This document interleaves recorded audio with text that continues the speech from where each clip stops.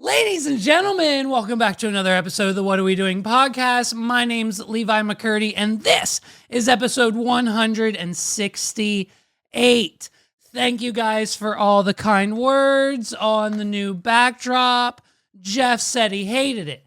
I asked Jeff, I said, hey bro, let me get your honest opinions of the new backdrop, the set, how it's evolved, what it looked like. What do you think? Tell me you love it. And then he texted me back and he said, hey man, basically I hate it. And so I now have to, I have to tear this down.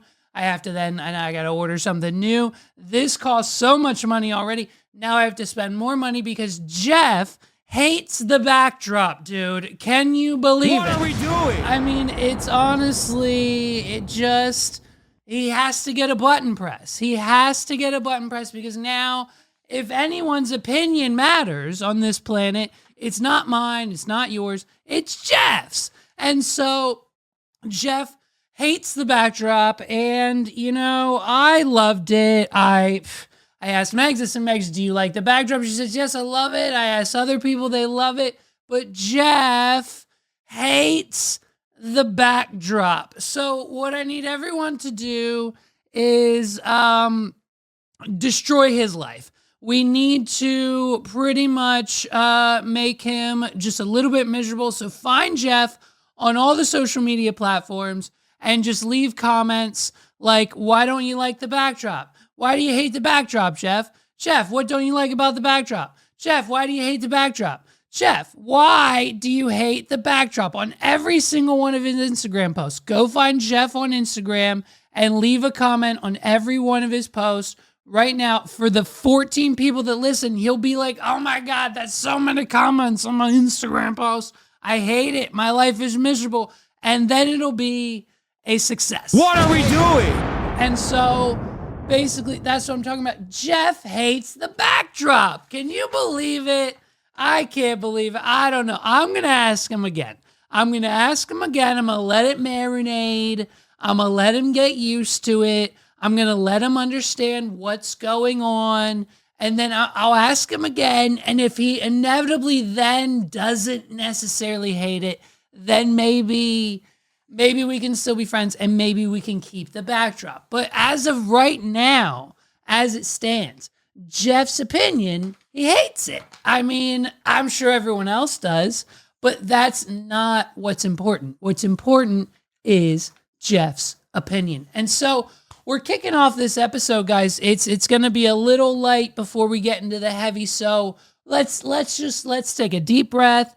Let's nerd out a little bit because the world, hey, hoo, ha, yeah. We're living in it, right? So basically this week, some very, very, very, very interesting and fun things happen. One of which being the end of the Arrowverse on the CW. For my fellow nerds and people out there who know what that means, basically it's over. It's over now, dude, okay? And for the average person, I'm assuming that this is probably news to you. What are we doing? Because I'm going to take a guess that the majority of people, like most of us, the average person who is familiar, if you know what the Arrowverse is, then you're familiar, you know, Arrow, Stephen Amell, the CW, those now 4 words combined together should mean exactly what it means to all of us. And so when I tell you this is news for most people, because this is on average, listen, when Arrow came out, we all watched it. We all watched season 2, banger, probably one of the season 2 of Arrow, arguably one of the best out of the entire freaking thing ever. What are we doing? And so then Arrow season 3, we all were kind of like, okay, where are we going? And then most of us kind of Arrow season 4, season 5 didn't really make it past that point. Because also then at that time, we had The Flash. And all of us were in on season 1 of The Flash. And then we got season 2 of The Flash. And then we were like, okay, we're not going to keep doing the same thing every season, right? Barry's not going to have to go back to the past, fix something, come back to the future, realize what he did in the past, fucked it all up, and then go back to the past to put it back to the way it was so everyone's happy again. And that's a whole season. We're going to do that 8 more times. Okay, we're all out after season 2. What are we doing? And then, you know, we get Supergirl. We then get Legends of Tomorrow. Once we get into the multiverse of it all, we get into it all. So the Arrowverse here, let me break the whole thing down from start to finish, okay? The franchise began with Arrow, based on the character the Green Arrow, which debuted in October of 2012. It was followed by The Flash in 2014, and if you remember, no one watched it, myself included, Vixen, the web series in 2015. This is when they were releasing their CW online for free. Watch everything on our app for free because there's ads. And so they tried to get us over there. And then after that, they expanded in January of 2016 to debut Legends of Tomorrow, starring characters who previously appeared on both Arrow and The Flash. And then later in the years, the CW series Supergirl, having already crossed over with The Flash, moved to the CW for the remainder of its run. That's right, it did. Supergirl started on CBS, then just moved to CW because that's where it made sense to be. A second web series, Freedom Fighters, The Ray, was released in 2017. I have no idea what that is, which followed Ray Terrell, The Ray, okay, fine, who would have made a live-action appearance during that year's crossover Crisis on Earth X, in addition to the live-action web-based series. The franchise has spawned 3 promotional tie-in live-action web series, Blood Rush, Chronicles of Cisco, and The Flash Stretched Scenes, released in 2013, 2016, and 2017, respectively. A 5th series, Batwoman, premiered in 2019. 6 ensemble crossover events involving many of the live-action series from the Arrowverse have taken place, beginning with, stick with me, Flash vs. Arrow in 2014 and concluding with Crisis on Infinite Earths between 2019 and 2020. Additionally, Matt Ryan reprised his role as John Constantine from the NBC series Constantine, initially in guest appearances in episodes of Arrow and Legend of Tomorrow, before becoming a series regular for the latter, Legends of Tomorrow, in addition to continuing storylines from former series. And in 2023, the franchise concluded with a 9th and final season of The Flash. And then, of course, we got this year another Superman show. I don't even know the title of that.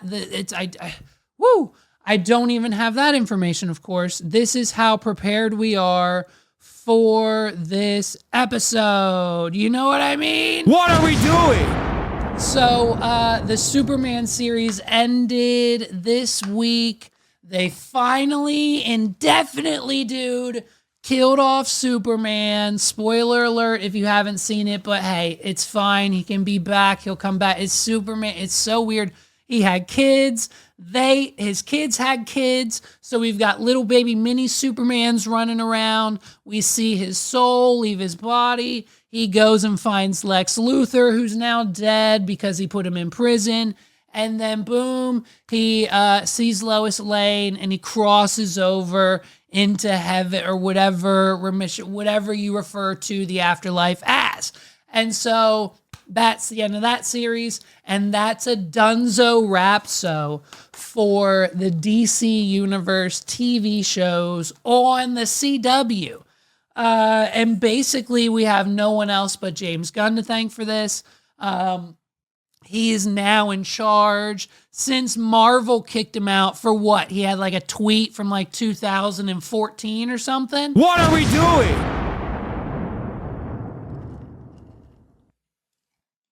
He's since been working for DC, trying to revamp their whole movie situation that they have going on over there. Now, the issue is you cannot have brand new Superman movies and Supergirl and Flash, and you can't have movies competing with the TV show. So James Gunn basically said to CW, shut it down, dude. I'm taking over. I'm putting all these characters in the movies, and we're bringing them all back. And I can't have you putting out these like shitty TV shows continuously competing with the IP and everything else we're trying to do over here at DC and Warner Brothers. So no more. That's it. I think I'm going to attempt to go back and watch it all. It's going to be insane. I mean, it starts with Smallville, dude. Like, it theoretically, I know it's technically starts with the Green Arrow, but as far as DC superhero TV shows on the CW, it starts with Smallville, then we got the Arrowverse, then we ended with the new Superman series, and it just, wow, incredible. What a job well done for the CW. Now, unfortunately, what this means is that with the Green Arrow and all of his vigilante friends off the streets of the CW, we've got people now taking it into their own hands. What are we doing? AKA this mystery person still on the run. I don't believe we've caught him yet as of recording this. Knowing my luck, by the time this comes out and you see it, I'm sure developments will be had. But as of this very moment, it's kind of a crazy situation when we have UnitedHealth CEO Brian Thompson fatally shot outside of a Hilton hotel in Midtown New York City in a targeted attack. So we have an unknown gunman. We have kind of a blurry picture of him. He was at some point, in fact, on a bike, and that's all we know about him. He used a silencer, and he knew how to use a gun when it jammed. He unjammed it and continued shooting this man cold-blooded in the middle of the street in New York City. What are we doing? It was, in fact, 6 a.m. in the morning, but, still people around. Plenty of witnesses with plenty of HD iPhones in their hands, but all we have is this blurry kind of surveillance camera footage from across the street to identify this unknown criminal. The CEO of insurance giant UnitedHealthcare was gunned down Wednesday outside a luxury Midtown hotel, a targeted attack by a chilling, methodical killer who used a firearm with a silencer, police said. His name was Brian Thompson. R.I.P. to you. Thoughts and prayers go out to friends and family, anyone close to Mr. Thompson. What are we doing? He was 50 years old. It was repeatedly shot by the masked gunman who had been waiting outside the Hilton Hotel along 6th Avenue, where the CEO was hosting an investors conference, said the New York Police Department Commissioner Jessica Tisch. Many people passed the suspect, but he appeared to wait for his intended target, she said. The cold-blooded gunman remained on the loose late Wednesday and could be seen in disturbing surveillance footage obtained by the Post, claiming firing multiple gunshots at the victim at around 6:46 a.m. God, there's so many more details, and I don't think I'm going to get into them. Investigators firmly believe a phone found in an alleyway near the Hilton belongs to the gunman and obtained a search warrant to comb through its contents, sources told the Post. A manhunt was underway for suspects as the NYPD and Crime Stoppers offered a $10,000 reward. What are we doing? Hey, let me tell you something. It's 2024 and we're still in Biden's inflation economics here. $10,000 doesn't do much for a family. I mean, listen, I understand that could probably get a lot of people through the next couple of months. But if you want us out of bed, if you want me to leave the comfort of this home, if you want me to be retroactively looking for this man, especially when, no, I'm not getting into it, but if you want me to be excited to go find this man who, by the way, knows how to use a gun, still has a gun, has a silencer on said gun, and is not afraid to shoot someone multiple times point blank range. What are we doing? Then I'm going to need you to add one more zero to that reward. You need to make it $100,000. And then I think maybe we'll have somewhat of a chance to find this man, okay? $10,000 isn't cutting it. Based on the evidence we have so far, it does appear that the victim was specifically targeted, Kenny said, but at this point, we do not know why. It does not appear to be a random act of violence. Thompson was a well-respected man in his field, ranking in a salary of nearly $9.9 million a year. Well, maybe that had something to do with it.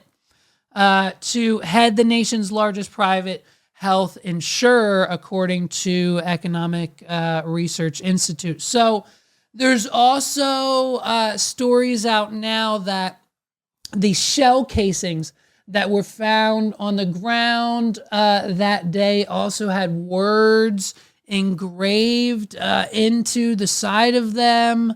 Something like justice and liberty for all, something like that, dude. But it's kind of this heinous, vigilant, like there's rumors swirling on Twitter that like the guy who shot him had like a family member, I think maybe die from cancer, and like UnitedHealth probably didn't give them the treatment they needed and made it probably a little bit difficult for the family having to go out of pocket for their health treatments like most cancer patients do. What are we doing?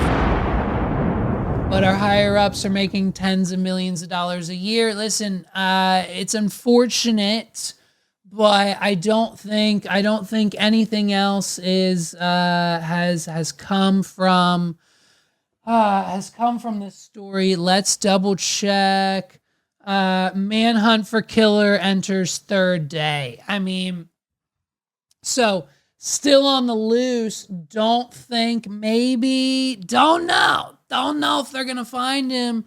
And it's looking like we'll see. We'll keep you up to date on the story here at the What Are We Doing podcast. You know what I mean?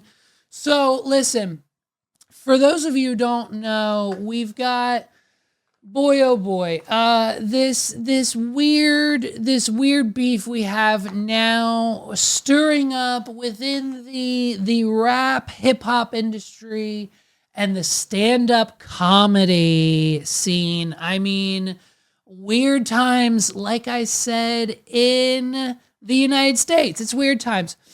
And this is what happens. This is what happens when we have the interim of the presidency. Policies are getting passed. People are getting pardoned. It's the holiday time. It's exciting. The adrenaline's pumping. So you never know what people are going to say and what people are going to do. And so, listen, the stand-up comedians of the world, they've been busy these last few weeks, okay? They've been just kind of in their own feelings. They've been in their own kind of special way. Now that their boy Donald Trump won, and hey, by the way, Rogan, Theo, Tim Dillon, okay, Tony, all these people, all of Rogan's podcaster friends had the opportunity and or actually had on Donald Trump, J.D. Vance. They made the Republican vote known this year, okay? It was blatantly clear that most, not all, but most of the Rogan universe voted for Donald Trump. So now that their boy won the election, they're kind of in this new area of like, hey, Donald Trump, baby, he's back. We got free speech back from Zaddy Trumpets. Zaddy Trumpets is going to be back in office, aka our freedom of speech has never been more protected. What are we doing?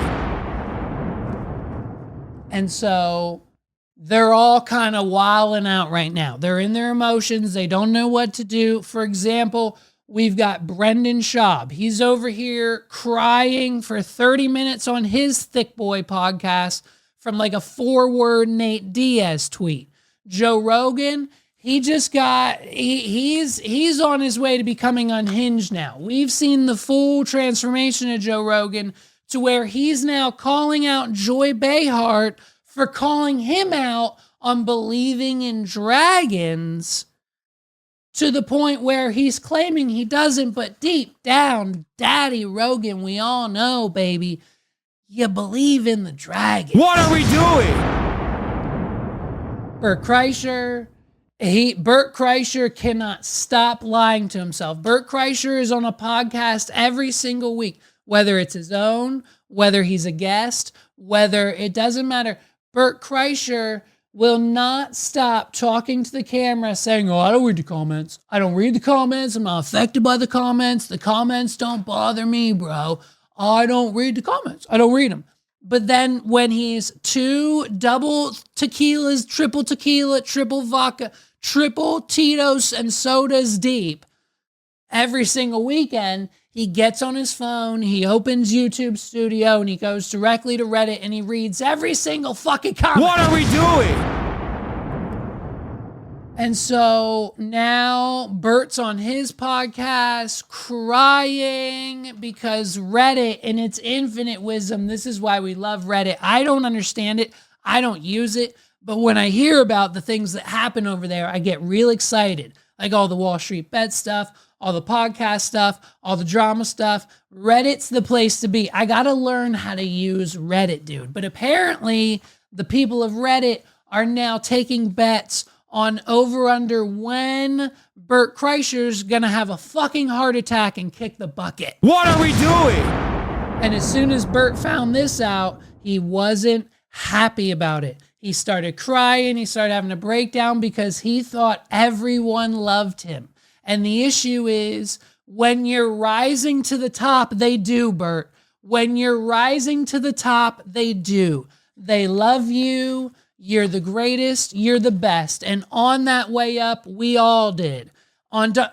When Donald Trump was the apprentice and just talking about rumors whispering about him being the president back in 2008, 2009, 2010 era, maybe a little later. I don't know the correct dates, but he's on The View. They're loving him. They're massaging his shoulders while he's talking about his policy and what he would do as president, and they loved it. And now, fast forward to his second term, they're calling him a monster. They're calling him a dictator. They're calling him the worst thing to ever happen to the United States of America. What are we doing? On your rise to the top, they will love you, and as soon as you're there, they will throw you off the cliff.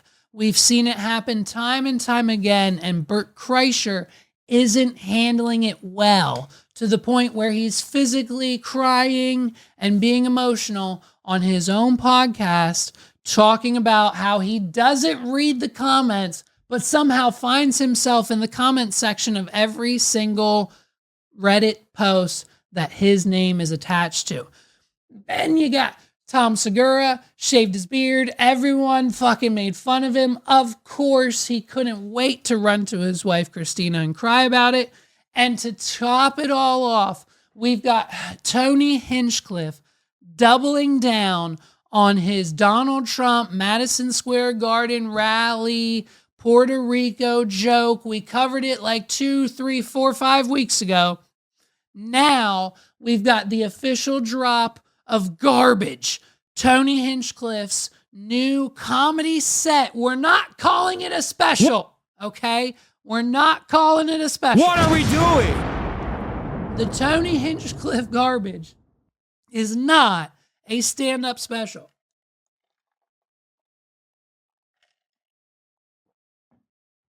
Tony Hinchcliffe's garbage. Here's your review. And spoiler alert from here on out.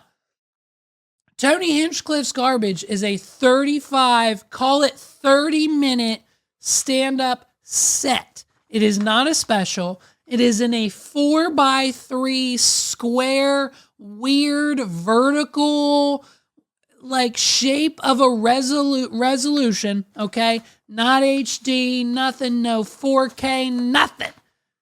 Whatever they had at the Comedy Mothership, you had a few people out in the audience with HD cameras, and that's it. They didn't color correct it. They didn't do lighting. They didn't do anything. They just filmed the first 1 in 6 times that Tony's actually done stand-up on stage this year. What are we doing? They just filmed it and cut it and released it, and he's calling it garbage, and it's his 2024 stand-up special. The first 5 minutes, it's 37 minutes long, with the first 5 to 7 minutes, he says nothing.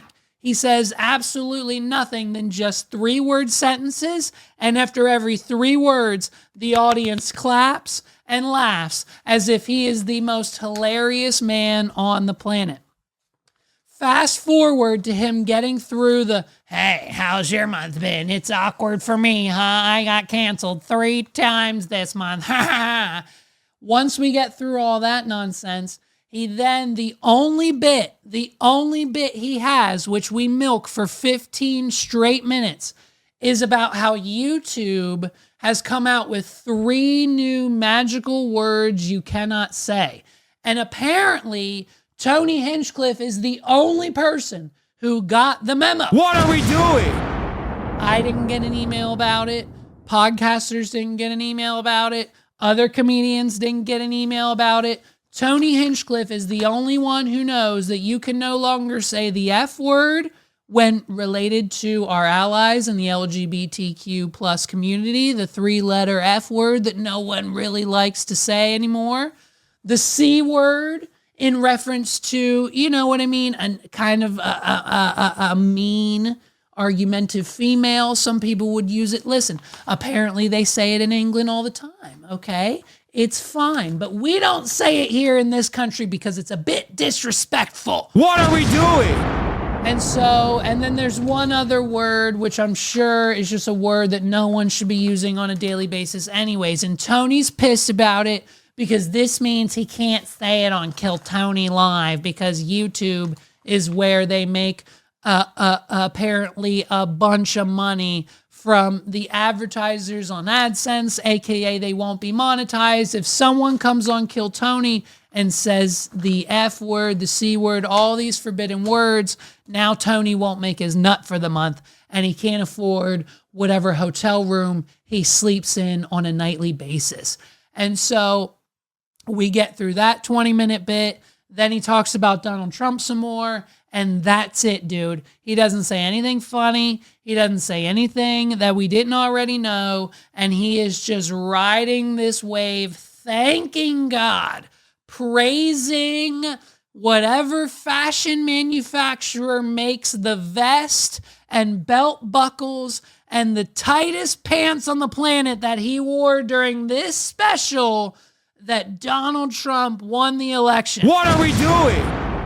And for reasons that he explains halfway through, because YouTube doesn't allow you to say these words, and this is the only bit he could come up with, he sits there and has unknown comedians give him gold every single week.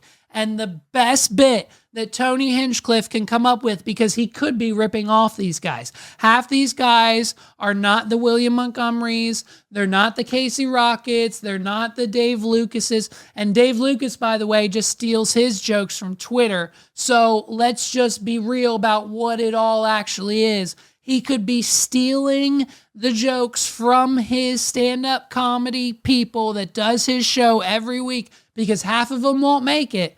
And he could actually put together a decent hour-long special, and half the people would not know the wiser. What are we doing? His new multi-million-dollar friends at Netflix wouldn't know the wiser, but instead, he put a 20-minute bit about how you can't say the word FAG on YouTube, and that was the meat and potatoes of everything Tony Hinchcliffe gave us to just bring us all back to the fact that he gives a shit about pollution and landfills and how Puerto Rico has a problem with them. And apparently what we didn't know about the joke was that they have an issue and it's overflowing and the streets have garbage in them, and he really cares about the fucking environment of Puerto Rico. What are we doing? And that's why he said what he said, dude.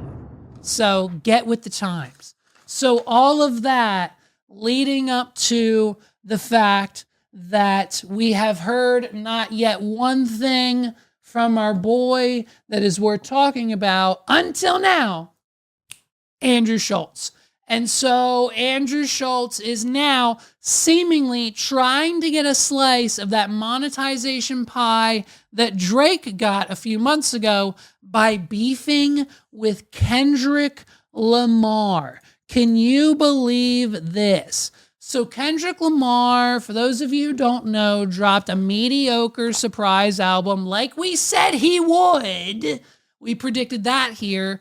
Ahead of the Super Bowl. You can't do the Super Bowl with 4 to 5 songs that you already have performed at the Super Bowl, so he needs new music like Squabble Up to perform and open with at the Super Bowl, and then he'll go into all of his new hits, and it'll be a mediocre show that we all talk shit on the day after the week following. Prior. What are we doing? You know?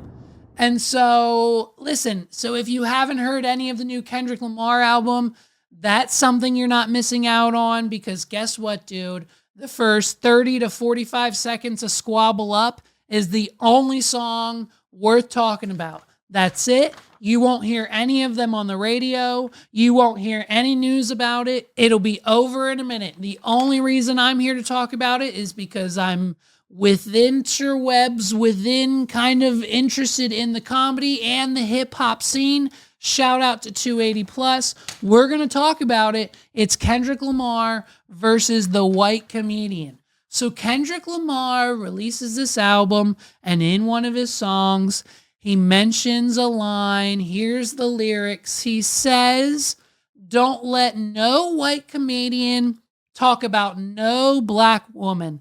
That's law." And so a few people took this to heart. There's a few comedians thinking that they fit the shoe of this lyric from Kendrick Lamar on his new album. But the most notable, and based on the evidence that we found, it's essentially... it would seem that Andrew Schultz is the Cinderella of the story. What are we doing? So with that being said, let's go back. Let's go back a few months and take a look at a Flagrant 2 episode. Flagrant 2, of course. Andrew Schultz, Akash, Mark, and the other dude on the couch. I don't know their names. They're just there to laugh at him. What are we doing? If it's not blatantly clear from everything that you are about to see, every clip that I am about to show you, everything that you are about to witness from Andrew Schultz, it is nothing. Flagrant 2 has become nothing but him just spouting bullshit after bullshit after bullshit out of his mouth. And the 3 to 4 to 2, however many, depending on scheduling, of his goons are there.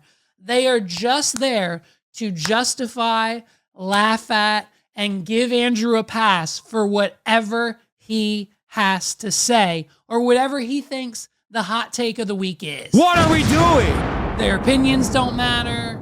They are just there to laugh at him and prop him up on this pedestal that he has created for himself. Like, let's be honest, they already all rode the wave of their own comedy specials. Like Mark and Akash put one out, I think, like this year, last year. That probably won't be happening again. Like the spotlight of them is fading because what we are realizing now is that it is just an Andrew Schultz show, and the other 3 to 4 boys who are there to laugh at him and make him feel good about himself. So let's go back a few months. Where are we going back? September. It's September 19th, and Andrew Schultz has on these British podcasters, okay? They're Shits and Gigs, I think is their podcast name, and they're talking about white men dating black women.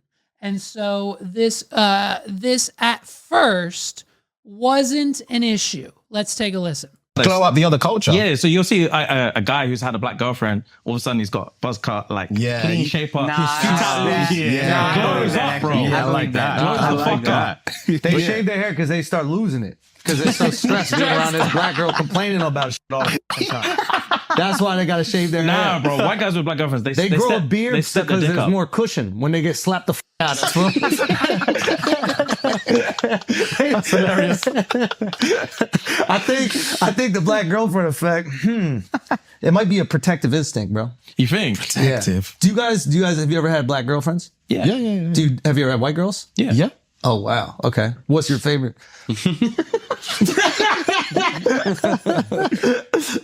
We love them all. Yeah. Play it safe. What are we doing? Play it safe.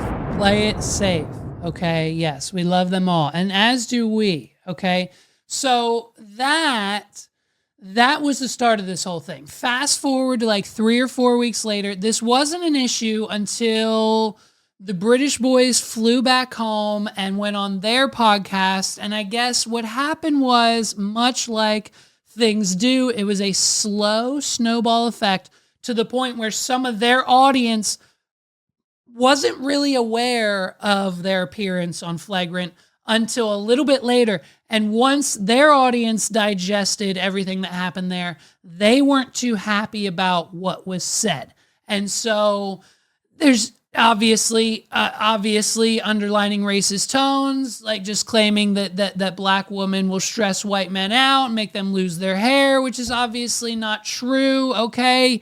We love it. Listen, I've got the only people coming to my wedding next year on my side, I have like 3, and they're all my black friends. What are we doing? So you can't say that we don't condone it, okay? And so when you have comedians who think that, comedy, they're comedians, they can get away with it because it's just a joke, it's comedy, haha, we laugh it off. Well, some of the audience members of the other boys podcast didn't like it. So then they apologized. Then Flagrant responded again, making fun of the boys for apologizing because it was just a joke, etc., etc. Like, we've got a black guy on Flagrant too. How can we be racist? What are we doing? Is the exact card that they slide on the table every single time this happens.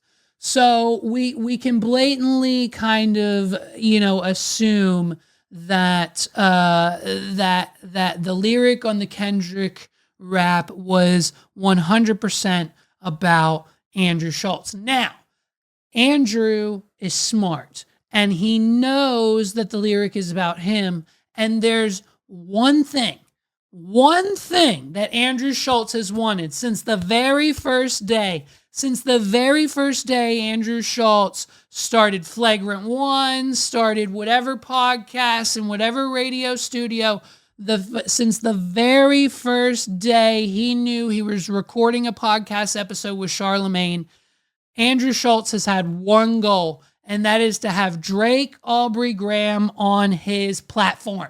As soon as Andrew Schultz gets Drake on his podcast, he feels that is peak, that is the epitome, that is the top. You cannot go any higher, okay? And with a platform as big as Flagrant, the Patreon makes hundreds and hundreds of thousands of dollars every month. I don't know why, but when you have such audacious goals as having someone like Drake on your podcast, let's be honest, you have Drake on your stream, XQC, you have Drake anywhere in your atmosphere, it's about as big as having Donald Trump on. And I'm pretty sure the Flagrant boys I don't think they had Trump on, so they didn't get that opportunity from him. Maybe he did. If I'm wrong on that, I might be wrong, but that's besides the point. It doesn't affect the way that he has now maneuvered this entire situation in his favor. And he knew that when he read that line, he was going to make it his. Andrew Schultz, as soon as he saw that line from Kendrick, heard it, saw the lyric, read the lyric, someone probably sent him the lyric and said, yo, bro, haha, this is about you, motherfucker. He knew, one, he was going to 100% make it his, and two, he was going to 100% make it the worst moment for not only himself, but Kendrick Lamar, and so that it would 100% go viral the way it is to get Drake's attention. Because it's now at the point to where every single radio station, Hot 97, every outlet, every single person on the side of hip hop, music, rap, comedy, the podcast scene, we are now in this boiling pot, this mixing pot, all together because all of our feeds are now merging because Andrew Schultz has taken it upon himself to start a beef with Kendrick Lamar. It didn't start that way, but he is finishing it that way because he knows that's what will get him the views and the clicks and the attention of Drake and the potential for the Instagram DM and the potential for the Flagrant boys to fly to Canada and get that interview under wraps. Because if they can prove that they hate Kendrick Lamar just as much as Drake does, then it's game over. Then Drake will fly him in, they'll get the exclusive, they'll talk to him for an hour, and it'll probably be one of the biggest episodes that those boys ever do. And Andrew will promise them the world if in which that happens, until it happens. And so with him learning and taking these lyrics, Andrew Schultz has decided not to take the easy way out, not to take the creative way out, but he has decided to turn the shock factor and the shock value all the way up to 100. He has decided to take the most insane approach, to say the most insane things, to respond to Kendrick Lamar with in order to get media attention, and it's working. Listen to what he has to say here. Ready? Listen to this.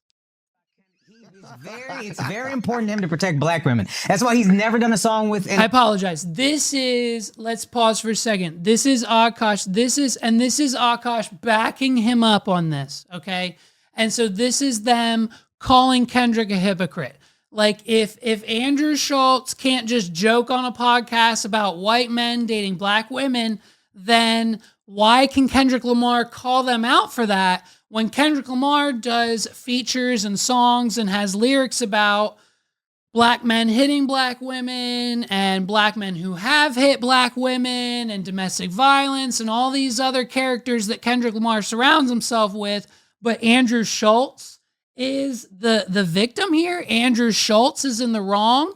And so this is Akash in defending, and just Schultz just eats it up. It's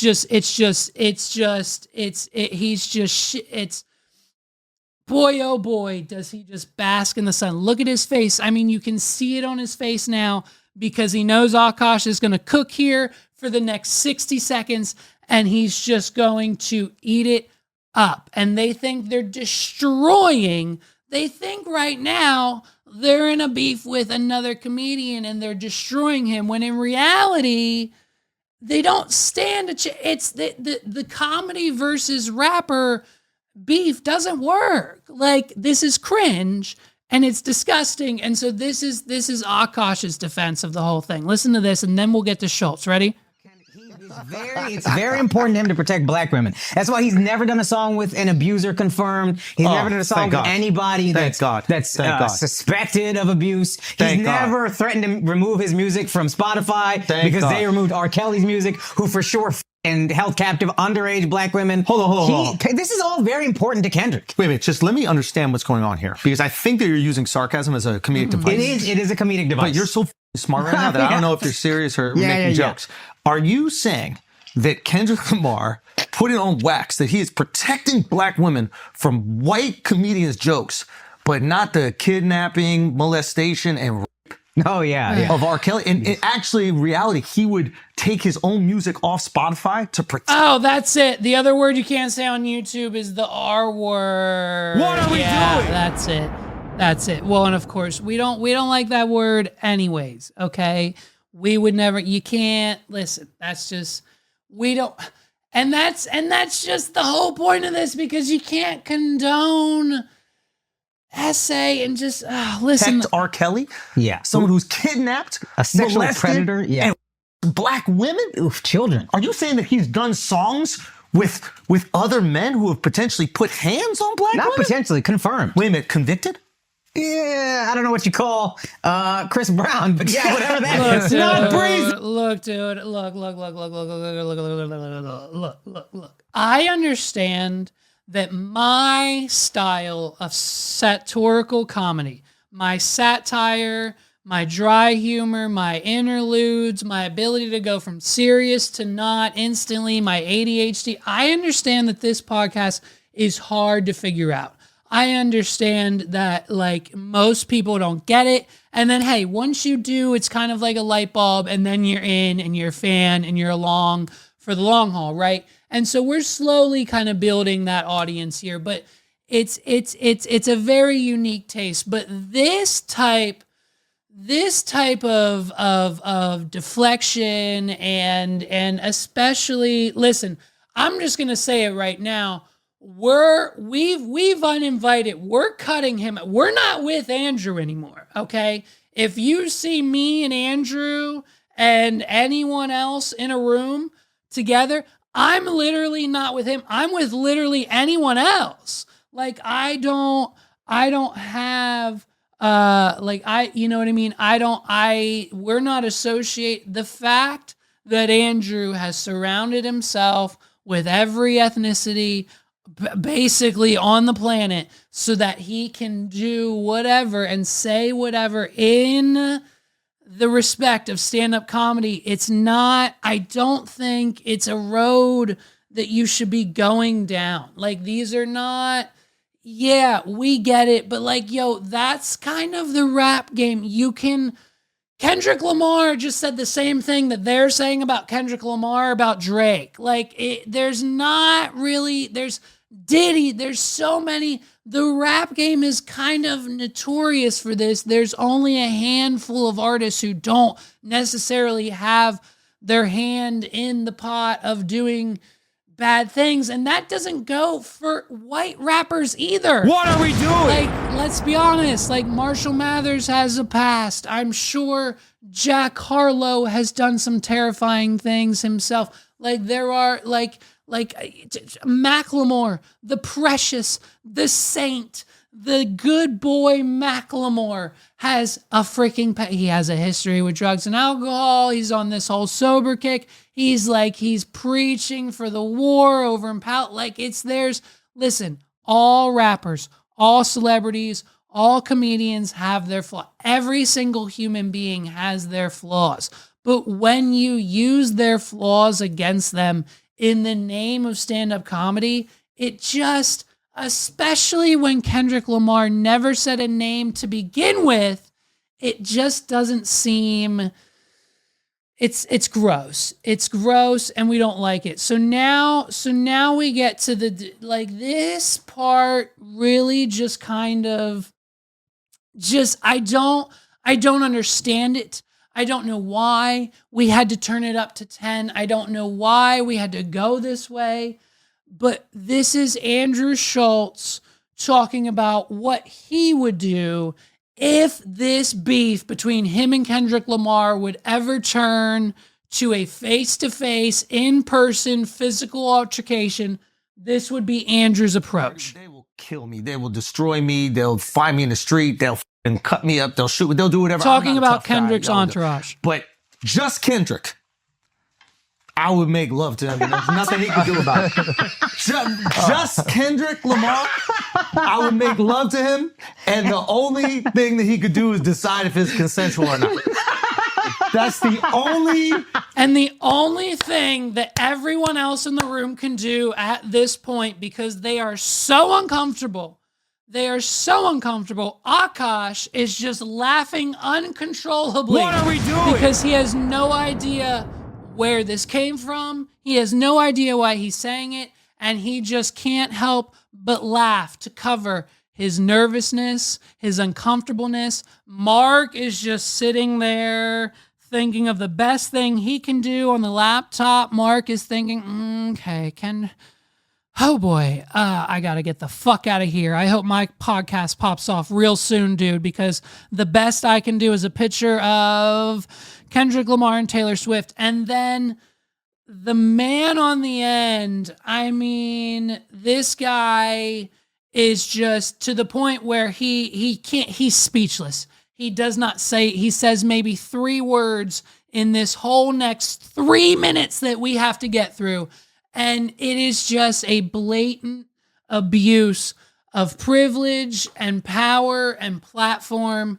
And Andrew Schultz using comedy to say that if he were to be in a room with Kendrick Lamar, he would sexually assault him. And this is where the world of comedy currently stands. He could do. If it's me and Kendrick, this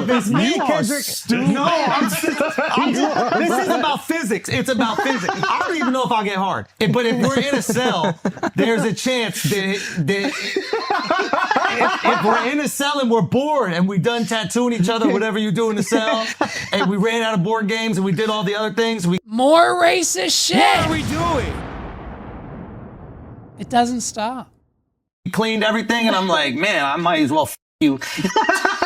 There's nothing he could physically do to stop that besides put his legs in the air and choose a position. Maybe I'll let him choose a position. Why are you pulling this picture up, Mark? Why are you doing this? Look at, put up that picture of him and Travis Kelce's girl. Look at that shit. Oh my God, dude, that's unbelievable. Mark is so unbelievably uncomfortable. The only thing Mark can think to do is to stay relevant, stay on topic, stay with what's hot in the industry, and what we need right now is to just white down this situation. And Taylor Swift is it. Taylor Swift's the only answer. Get her up, because that'll help maybe cushion some of what's ever about to come next. And unfortunately, Mark, it wasn't your best attempt, buddy. I'm sorry. Don't get me wrong. There's people who could against my will. I was in an elevator once with this drag queen, and this motherfucker was like 6'5". Oh, yeah. And we're in the elevator, and we're going down. I'm like, yo, if he wanted to take it, I got to cause a ruckus or something like that. Like, now he's homophobic. Now that's it. Now we've crossed the line. LGBTQ+, all of our allies, all of our queers, all of our gays, all of our lesbians, all of our friends, all of our supporters, all of our supporters of them, all of our trans people, all of our friends, all of our family members. Let's go get them. Go get them. Listen, as soon as you're done asking Jeff why he hates the new backdrop, the next Instagram account we need to go to is Andrew Schultz, and we need to put nothing but the pride and rainbow flag all over his post and ask him why he hates you. What are we doing? Okay, now we're going. He can't stand to be in an elevator with a drag queen for more than 30 seconds. He's already thinking of combatant maneuvers just in case he or she or they moves in a way that he feels to be uncomfortable. What a rancid, fucking piece of, I don't even know what words I want to use to describe him, piece of shit. What are we doing? Damn it. I gotta do something. Yeah. I gotta do something to stop. He might enjoy it. I have no clue what they're into, but I know with Kendrick that he's talking a lot of shit, but if it came down to it, I could put him on my lap. I could feed him a bottle. I could put him on my lap. I could feed him a bottle and make love to him if I wanted to, and there's nothing he could do about it. I might not be hard. Dick might just slap soft against his butt. But you can just beat him up. You don't have to f him, right? No. We're not doing acts of physical violence over here, bro. Okay. That's what This is an act of sweet love. This is an act of love. Oh, you're a pacifist. I'm saying I could be romantic with him and there's nothing he could do about it, to the point like I think I'm so charming he would just fall into it. Is he a psychopath? What are we doing? What a psychotic piece of shit. Yeah, you know what I mean? Like, I think he would just be so charmed. He would be like, damn, like, whap. Let me suck it up. The only thing he could do is, after I was finished, like, write some words that rhyme together about it. Oh, that You know album what I would be mean? fire. Like, That would be a and good that album. would, oh my God. He can make some calls. Yeah, You want to talk Daddy. about another album called Damn. Be humble. Sit down. Reincarnated. Ask I penetrated. Listen, but in all seriousness, we love Kendrick Lamar, our woke king. And I think we're going to do our best to abide by his. I don't know what his rules are. All right, dude. So, and then there, oh God, is there more? There's more. Okay, here's the and here's, so he just keeps going, because we have to double down at this point. Once you realized, and I'm going to give him a small 1%. We hate him. We're 99% out on Schultz, but we're giving him a 1% benefit of the doubt. And I'm going to assume, because we're continuing the bit and we're double downing on the essay and them being in print, like, I don't understand this style. Listen, it's so fucking funny coming from me saying I don't understand a style of comedy when 99.9% of the planet doesn't understand mine. But like, at least most of what I say on this podcast is just factual and headlines and clickbait. And like, I've got maybe 30% original opinions, 20% original bits, and the rest is just kind of, what everyone, including Andrew Schultz and 280 Plus and every Hot 97, fucking what's Elvis Duran, what every single person has to say, because those are the facts and those are the jokes, and that's what basically every single media outlet on the planet does nowadays. So it's fine, but at least we have a little bit of respect, dignity, allyship towards our ethnic friends and family, our LGBTQ friends and family, and just would never listen. I know we've made some borderline on the fence gay jokes, and we've had bits about dogs getting adopted and a whole bunch of other shit. But at the end of the day, I mean, it's kind of, it's a little loosey-goosey compared to Andrew Schultz claiming that he would R-word Kendrick Lamar multiple times. What are we doing? Body pillow. So I'd say lay there rigor mortis, but I'm going to put like your legs in between my legs.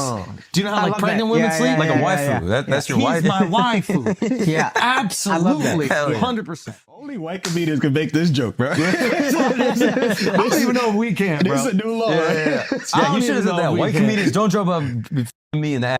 Like, I would have put that in the song. His ass. Excuse me? I said I'd make him hold his thighs together tight. Make a little pussy out of that. not putting my dick where doo-doo's marked. That's disgusting. That's gay Make also. a little thigh pussy for me.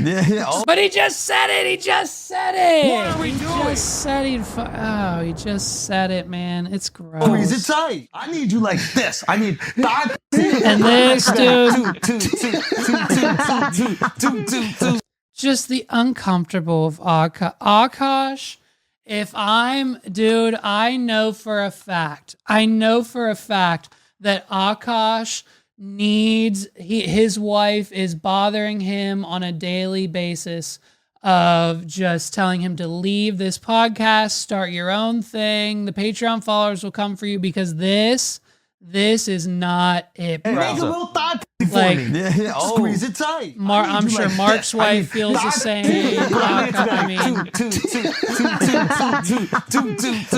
two. All right. shut it down. Shut it down. What are Shut we it doing? down. Shut it down. Absolutely shut it down. We're not with him. Hey, we're not. We don't associate with Andrew Schultz anymore. So listen, our last final story to talk about today is this, what is happening now in the crypto market. Apparently, crypto's back in a big way. What are we doing?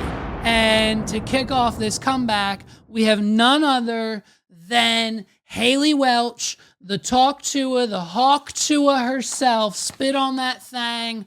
Hawk coin officially happening this week. If you didn't get in on this, you've already missed out. It's over. The Hawk coin is here. And listen, she promised us it would be different. This isn't like every other shitcoin. This isn't like Doge. This isn't like any cryptocurrency from an influencer cash grab market rug pull situation that you've ever seen before. This is different. She's Haley Welch. It's Hawk coin, baby. What are we doing?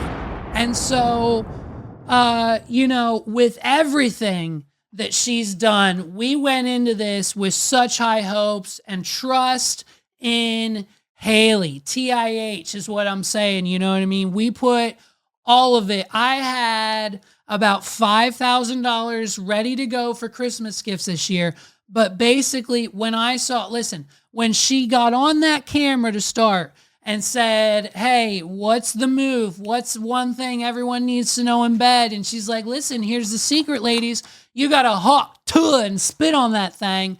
She opened the floodgates for relationships. She changed relationships sexually, mentally, and physically across the world with a simple bit of advice. All you got to do, ladies, is hawk to spit on his or her thing. What are we doing? And so with that, with her not just signing with anybody, dude, she took her time and she realized that signing with Jake Paul and his Better Gambling Network would be the best move for her podcast and her friends and family to become millionaires. And so that and everything else she does, she's got the Pookie app. She showed us Pookie finally. We have no more reason to doubt her and to trust Hawk Tua, the shitcoin. So I put $5,000 in right away. And wouldn't you know it, it only took 20 minutes for them to rug pull. I lost it all. What are we doing? I trusted her and I lost it all. So now, as you can imagine, just like us, there's multiple families on the brink of collapse because their Christmas present money, just like mine, Haley Welch, is gone. Because daddy thought it'd be a good idea to just YOLO one off into this bull run. I lost out. I lost out on Bitcoin. I had Bitcoin. I had like 10 grand worth of Bitcoin. I had a third of a Bitcoin, dude, because I bought it at $40,000. The price it was at a few years ago, the price it was at the beginning of this year, I had it and I was scared and I needed to buy Meg's an engagement ring that cost a lot of money. So I sold it and used it for that. So I was smart there, but I should have fucking waited. What are we doing? Because now it's at $103,000. I think it's dipped back down to like 98, 97 now. But as of yesterday, it topped out at about $104,000 in light of Donald Trump being elected and policies potentially coming on Bitcoin and with companies and everything else through the new administration. Thank you, Donald Trump. We now have to endure this cryptocurrency bull run for the inevitable future. So Bitcoin's going through the roof. I'm regretting selling every single one. My 8 to 10, I think it was like $10,000 crypto wallet would have been worth about 30 to 40 right now. What are we doing? So as you can imagine, I thought, well, hey, I'm not going to make that mistake again. I trust her. I trust the Paul brothers, Logan and Jake. They haven't steered anybody. They haven't scammed anybody. They haven't steered anybody wrong with cryptocurrency before. Why not put some of the savings into Hawkcoin and see where this baby takes it? And I thought Haley was there. I thought she was ride or die. And as it turns out, they're lying along the way. They scammed us all. And it was a giant rug pull and a waste of time. And so at least I can rest easy at night knowing that someone like CoffeeZilla has already investigated. He's already infiltrated the Twitter spaces. They've talked to lawyers now. And this is just a 33-second sneak peek. This is how it's going over at the investigation with CoffeeZilla. Really happy to answer any questions. I have questions. I'm raising my hand. Hey guys. What CoffeeZilla? God, she's sexy. This is one of the most miserable, horrible launches I've ever seen in my life. Okay, then why the fuck are you on? I've been tracing it on chain for a while. God damn it. We love Haley Welch because she's just, making all the right decisions. What are we doing? I mean, I think you can still buy. I might put more money into this thing. If we can get the Hawk coin to pump back up again, I might be able to recruit my initial investment and turn my new investment into a better one than the original. I'm going to look into this a little bit further, and if CoffeeZilla hasn't destroyed the reputations of everyone involved yet, I might reach out. We might invest more. Hey, hold, baby. I should have held the Bitcoin, and so now I'm holding my Hawk coin. I'm downloading the Pookie app. It's the holiday season. I'm trying to buy my son some freaking magnetiles, and right now I got to come up with a plan to do so, and I think before the lawyers get involved and we're all in court together, I'm going to talk to Haley. I'm going to talk to the people involved. I'm going to reach out to Jake Paul. I'm going to see what we can do to rectify this loss and make this the best cryptocurrency that this generation's ever seen. What are we doing? Ladies and gentlemen, my name is Levi McCurdy. This has been episode 168 of the What Are We Doing podcast. If you hate the backdrop like Jeff, let me know in the comments below. Shout out to you guys. Subscribe, like, and subscribe on this video. Because I just said that, a little thing should have lit up. The little thing should have lit up on the ring, the like and subscribe button. Like this video, subscribe to the channel. YouTube is where we live because we don't say the 3 forbidden words like Tony freaking Hinchcliffe. What are we doing? And Andrew Schultz and all of the freaking goons that don't deserve their platforms. Listen, it's not good anymore. It's not funny anymore. Comedians are supposed to be funny, and that's the bottom line. Shout out to you guys. Have a happy weekend. I'll see you next time. Until the next one. Episode 169. Ow! What are we doing? Let's go, babes. I'll see you guys next week. I gotta go pick up my son. Peace out!